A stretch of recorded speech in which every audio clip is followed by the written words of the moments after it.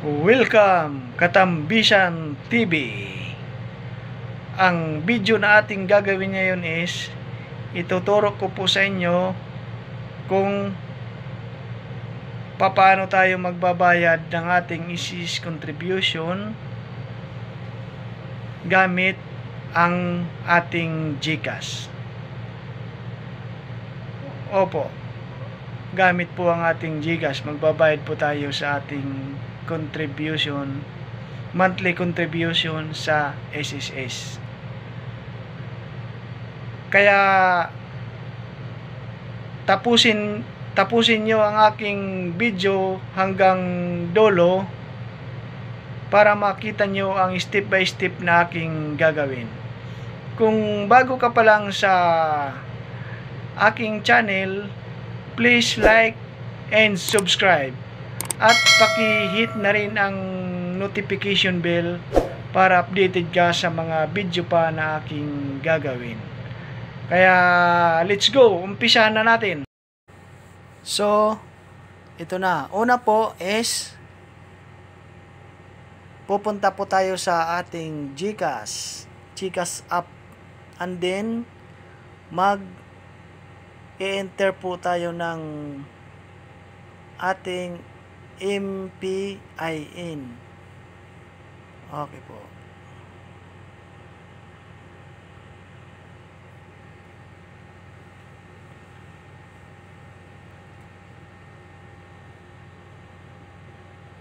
Ayan.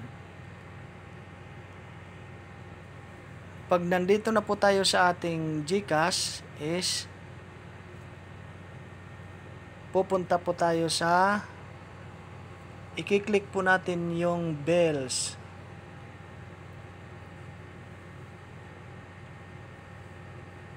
Medyo antay lang tayo dahil mabagal ang internet. Tapos i-got it lang po natin. Ayan. Tapos mapupunta na po tayo sa ganito. Tapos sunod na i-click natin is yung government. Itong government. At pagka-click natin ng government, mapupunta tayo sa ganitong screen. Yung nakikita nyo na yan is mga available yan sa GCash na pwede nyong transactionan dyan. Pwede kayong magbayad dyan kung saan nyo, kung anong government ang office ang gusto nyong bayaran yan. I-scroll down nyo lang. Alphabetical po yan. Yung SSS contribution is nasa ibaba, pinakaibaba. Kung gusto nyo naman po ng mabilis, i-click nyo lang yung search billers. Tapos i-type nyo dyan is SSS contribution, o kung ano man po ang, kung anong government office po ang gusto nyong bayaran, yan. Automatic lalabas yan dyan. I-type nyo lang, i-search nyo lang. Ayan. Dahil ako, magbabayad ako sa SSS contribution, yun ang pipindutin ko. Ayan. Tapos, una, i-enter po natin yung amount ng ating babayaran. Yung aking babayaran is 3,360 po. Bali 3 months po ito na aking babayaran. Kaya ganun po kalaki, 3 months po. Bali ang isang buwan ko po na contribution is 1,120. Ay sorry po, hindi po pala sa akin.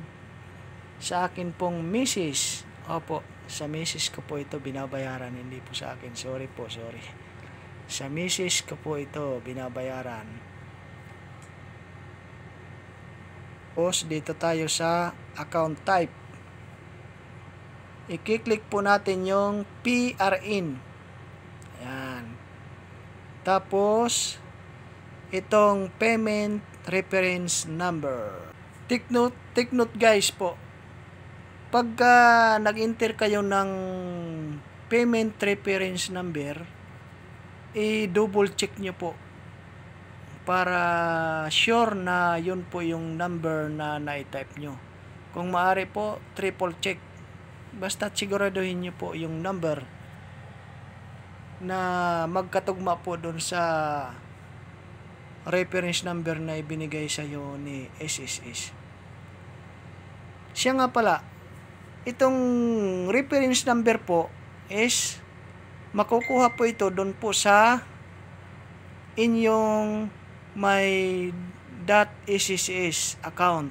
Opo, mag-generate po kayo doon ng PRN para po sa contribution.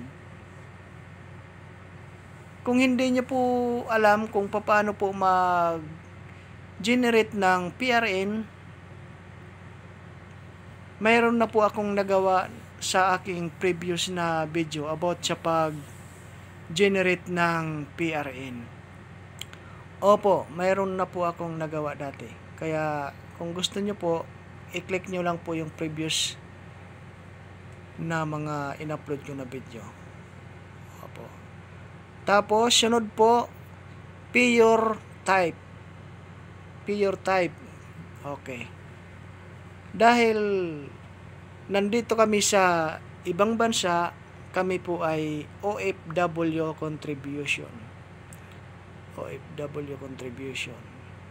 Tapos, yung sunod po, yung email address. Optional naman po ito. Pwede nyo pong ilagay, pwedeng hindi rin.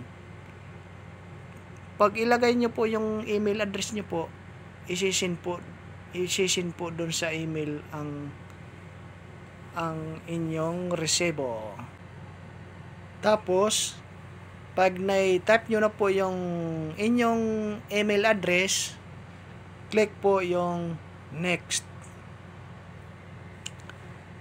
Ayan. Tapos, i-double check lang po natin bago po tayo mag-confirm kung tama na po lahat ng impormasyon. Okay po. Dahil sigurado na ako kung anong nakalagay dito, i-click ko na po si confirm. Ayan. Nag-confirm na po.